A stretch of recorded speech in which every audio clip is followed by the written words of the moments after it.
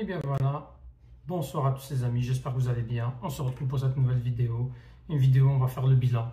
Bilan de cette trêve internationale de l'Algérie.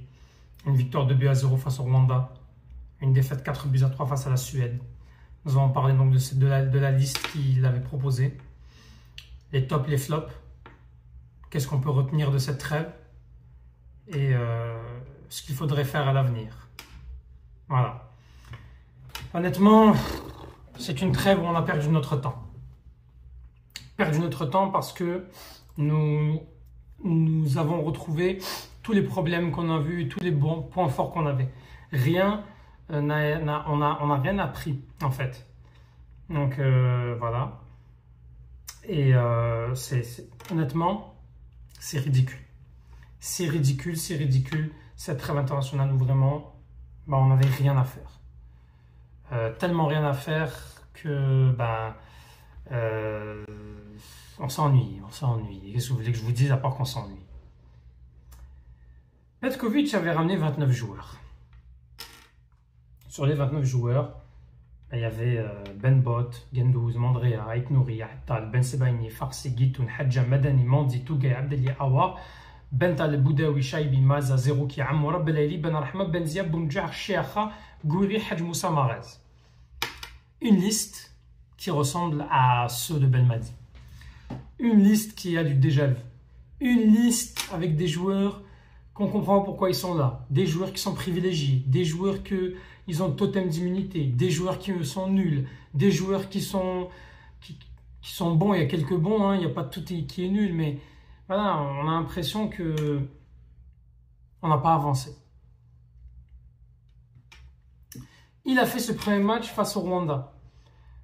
Il nous met des joueurs comme Mahrez, comme Belaili, comme Bounjah. Pourquoi? Pourquoi? Quand tu mets ces joueurs-là, tu te prives de tester. Point positif, il a testé Maza. Maza qui fait une très bonne trêve internationale. Ensuite, il nous a mis des joueurs comme Ben Taleb, pas fait pour être en 6. Il nous a mis des joueurs comme Attal. Mais Attal, on le sait. Oh, à un moment donné, je ne sais plus quoi faire. Je me répète dans mes vidéos. Et ça me fatigue. Là, en ce moment, ça me fatigue de redire tout ça. Que voulez-vous que je vous dise? Que voulez-vous que je vous dise? Face à la Suède, ils nous testent Farsi, ils nous testent Mandrea. Mais pourquoi? Pourquoi face à la Suède, tu dois mettre ton équipe type? C'est un match important. On joue face à une équipe européenne. Mais non, il te met Farsi. Bon. Gitoun avait été libéré. Abdeli avait été libéré. Parce que soi-disant, ils étaient fatigués. Il les a même pas remplacés. Ensuite, il a libéré Belaili, il a libéré Tougaï. Tougaï l'a fait jouer, Madani l'a fait jouer. Conclusion de ces échecs, où tactiquement il a été perdu face à la Suède, où on a vu le Rwanda où défensivement on n'a personne à part Ben Sebaini Mandi, et finalement même Ben Sebaini Mandi face à la Suède qui encaisse 4 buts. Il n'y a rien à dire, à part que nous n'avons pas de défense. Notre milieu de terrain, à part Boudaoui, il n'y a personne. Et notre attaque, oui, on a des joueurs de talent, mais le talent a des limites quand il n'y a pas de tactique qui est faite par l'entraîneur ou des joueurs qui veulent tout simplement même pas se donner à fond, quoi. Il y en a quelques-uns qui se sont donnés, mais c'est tout. Bon. Et honnêtement, c'est catastrophique si on continue comme ça. Si on continue comme ça, on ne fera rien à part, oui, peut-être passer le premier tour à la Coupe d'Afrique, faire quelques petites choses. Mais honnêtement, il faut qu'on progresse. On ne travaille pas. On ne travaille pas. Il faut que la fédération travaille. Il faut que la fédération, je ne sais pas, faut qu'elle fasse quelque chose là. Quand est-ce qu'on va faire de la formation? C'est parce qu'on ne fait pas de formation qu'on a un Petkovic qui vient et que la FAF impose des joueurs, qu'après ces joueurs ils sentent qu'ils ont le totem parce qu'ils savent qu'il n'y a rien de mieux qu'eux intrinsèquement parlant. Et aussi, on parle de contrat marketing. Ça se voit que Mahrez et Belaïli ont été ramenés pour faire la photo sur les maillots. Et oui, ça vend plus. Mais voilà quoi. À un moment donné, ça ne marche plus. Quand est-ce qu'on va comprendre qu'il y a des joueurs qui ne peuvent plus être dans cette sélection? Les joueurs qui ne peuvent plus être dans cette sélection, il y en a beaucoup. Hein. Je vais en parler à la fin. D'abord, je vais donner mes tops et mes flops. Alors, si on doit retenir des tops, Ben Bot, pour moi, il a fait un match correct face au Rwanda. Il n'a pas été mis face à la Suède. On ne saura pas si son niveau a été excellent, mais je pense que pour un gardien numéro 2, je pense que Ben Bot, Guendouzi, ça va être bon. J'ai bien aimé Hadjab, solide, excellent, parfait. C'est le seul top qu'on a en défense. Milieu de terrain, Boudaoui, solide, guerrier, cavale partout. Une belle passe D pour Belaïli.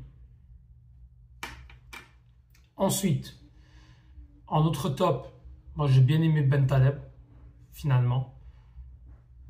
Il fait quand même de belles choses. Même si voilà, on ne le met jamais à son poste et que bon, on sentait qu'il avait envie de reconquérir le peuple algérien. Benzia, très bonne entrée face à la Suède. Moi c'est top.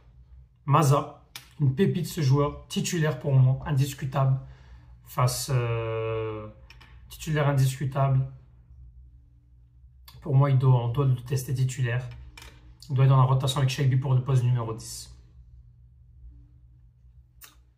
Et à voir, c'est sur le banc.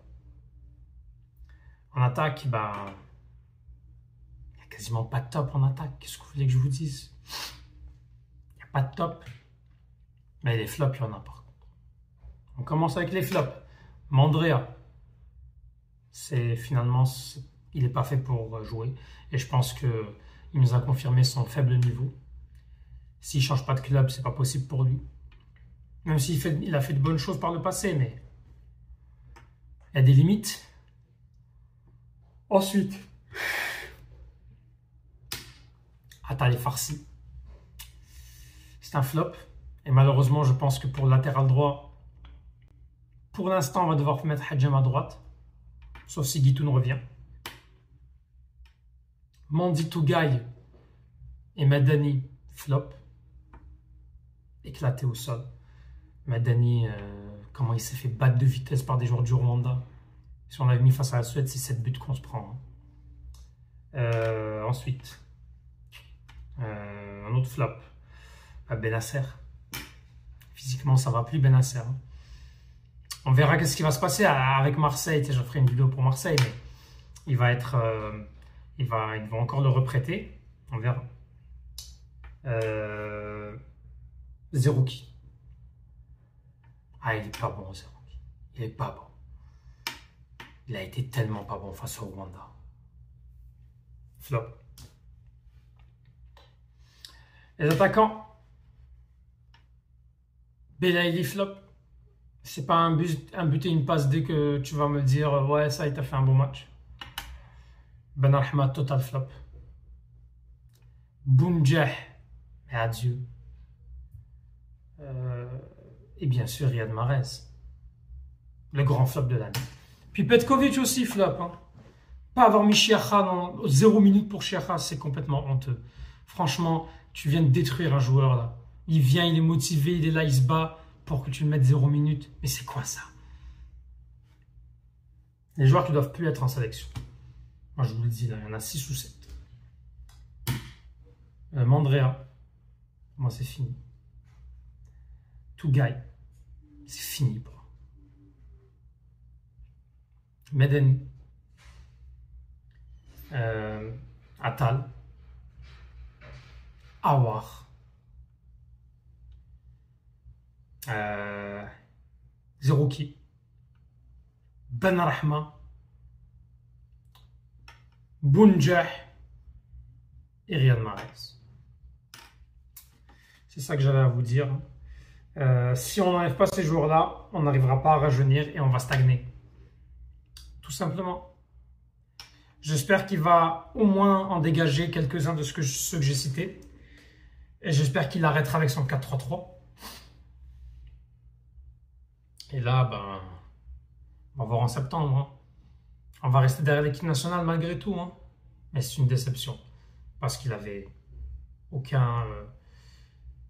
ben, il n'avait pas de pression pour cette trêve-là. Mais bon. Mettez en commentaire ce que vous en pensez. Hein. Abonnez-vous. Petit pouce bleu. Tahel Jazair.